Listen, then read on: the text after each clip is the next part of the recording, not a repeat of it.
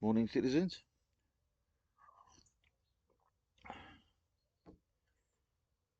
I'm a bit late on parade this morning, so I've kind of missed the sun. It's just there, look. Um, so I didn't get up till 5:30 this morning, so I've missed it.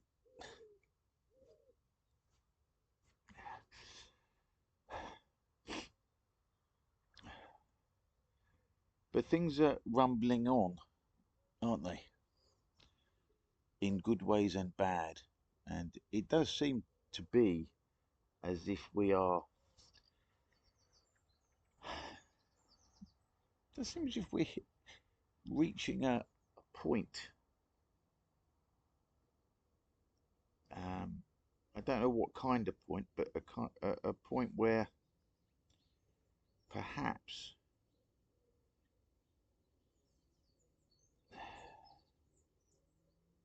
what would you say? A point where they can't deny what is happening. Um, there was a big deal up in Manchester yesterday, so good on to the Manx for that, because it sounds like they did us proud. Of course, it was, if it was reported anywhere, which it scarcely was. It was, of course, reported as a far right rally. Um, and what's significant about that is it, it does seem to have been organised by two of the parties which could, you know, most closely be described thus. I mean, I'm not saying that's genuine, but um, you know, they are right of reform, right of um, heritage, right of UKIP, maybe even right of homeland. Um, but the point is that even those so-called fringe parties managed to organise that, which is quite gratifying, really. Um, and whilst I don't subscribe to the sort of ethno-nationalist um, way of seeing things, you know, there is much overlap. So, you know, I think we should be grateful to those those fringe parties. I mean, Homeland, to give them their due, was where I first heard the word remigration, and now it's everywhere.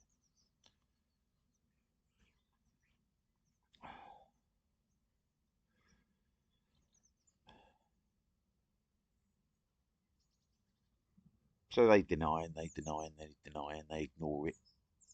You know, the establishment ignores it. The press ignore it. I certainly didn't see it in any newspapers, that's for sure. At least on the headlines, which is as far as I delve these days.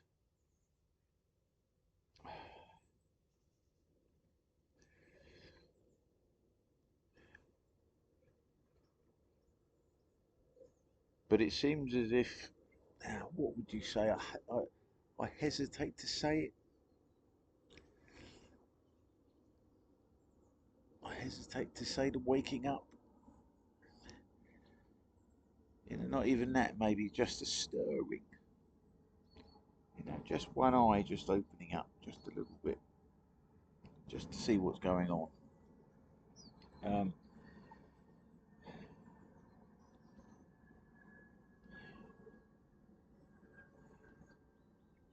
but the regime, of course, predictably will get more vicious. It will get more vicious the more it loses the argument. And it is losing the argument.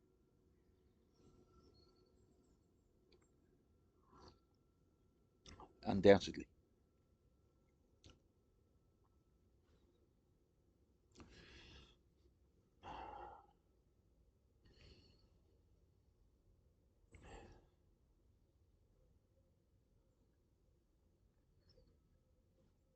So there's more protests um, arranged, scheduled for next weekend at several of the migrant hotels. I mean, an example of them getting more vicious or more desperate is that they thought that, I mean, laughably, they thought they could get away with uh, putting all those migrants in the Britannia Hotel in Canary Wharf at 1:30 in the morning. They thought they could get away with it, and yet some intrepid bloke with a camera captured it all.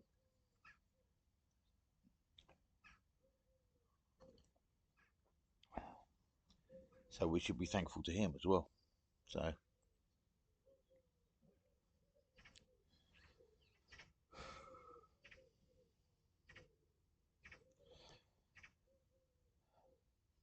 so they can't hide this. They're trying to hide it. This is what the old online safety bill is all about, as we all know. It wasn't for the children. It wasn't for the children. It was so that more children could be abused.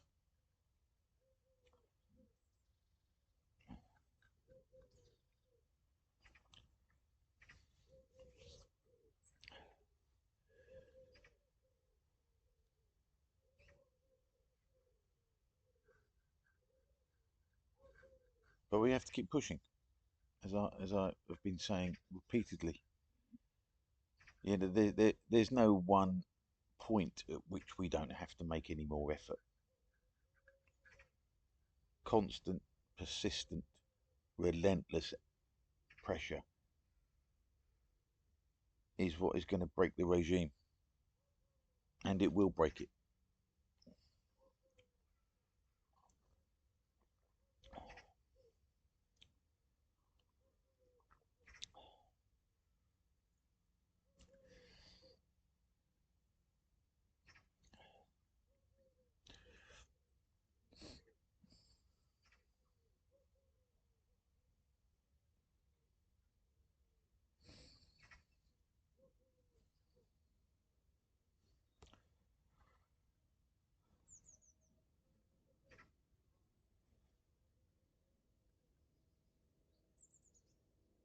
So there's reasons for optimism,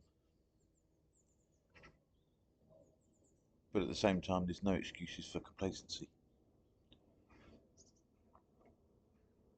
We have to take a leaf out of people's books that have been doing the right thing.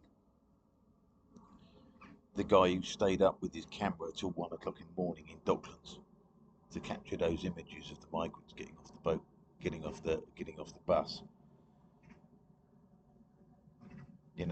That's dedication. Because if you think, I mean, how long would he have been standing there waiting for something to happen? I mean, the sun went down at 8 o'clock. The protest would have dispersed. There would have been a handful of people left, and he was one of them.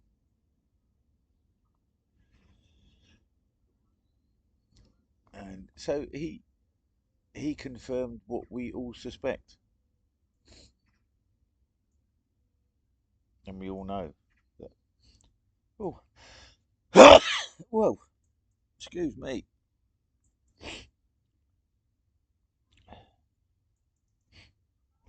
That the regime lies to us, and the regime means us harm.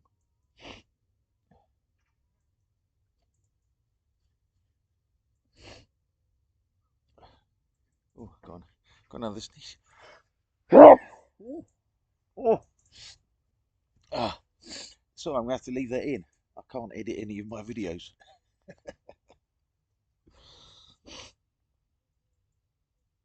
Ah, there might be another one in there actually.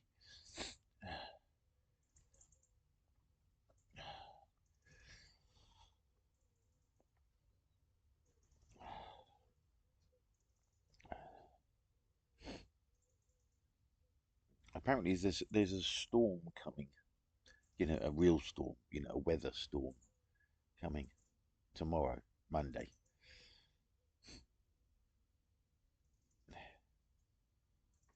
Maybe that's a good omen.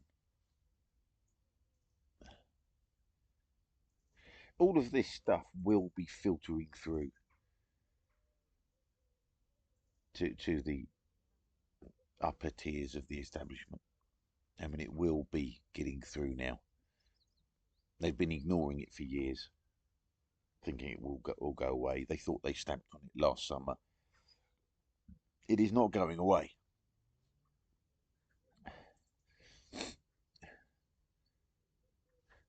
People increasingly have had enough.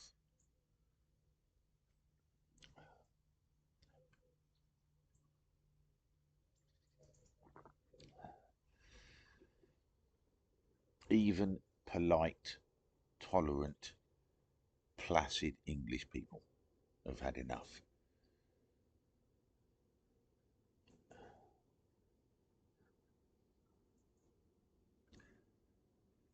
I think maybe the reason we've had it so bad from the totalitarians is because we are so polite. You know, we're so polite,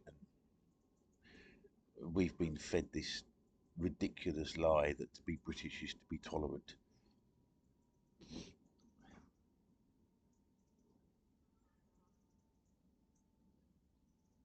You know, the Americans and the French are more belligerent.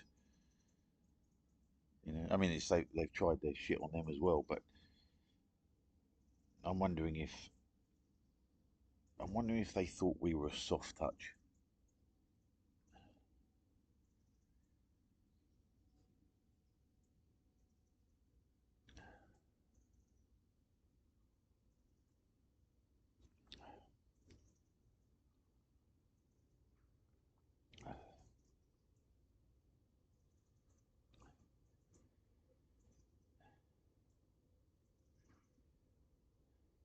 But despite the laws, despite the censorship, despite the threats of prison sentences for things we say online,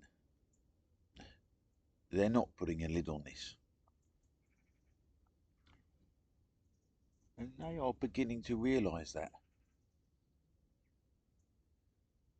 The trouble is, the only tool they've got now is more oppression.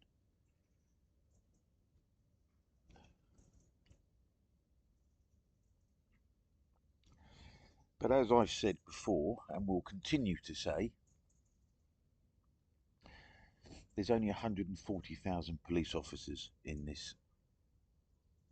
entire UK,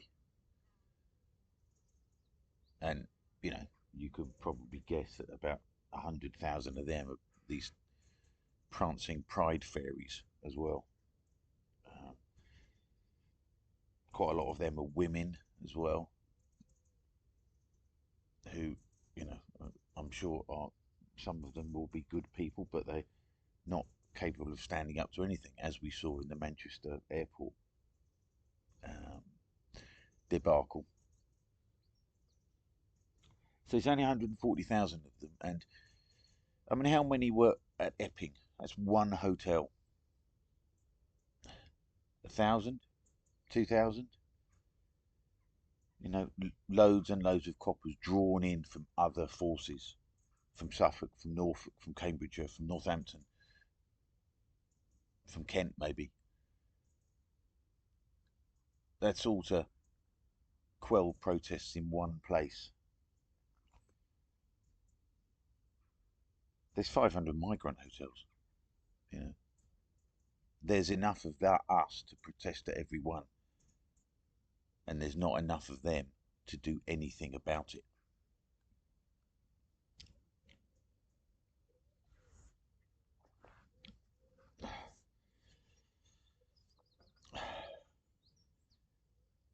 Ah, look, just in time. Here we go. Our little friend. All right, everybody, keep your chin up and stay free.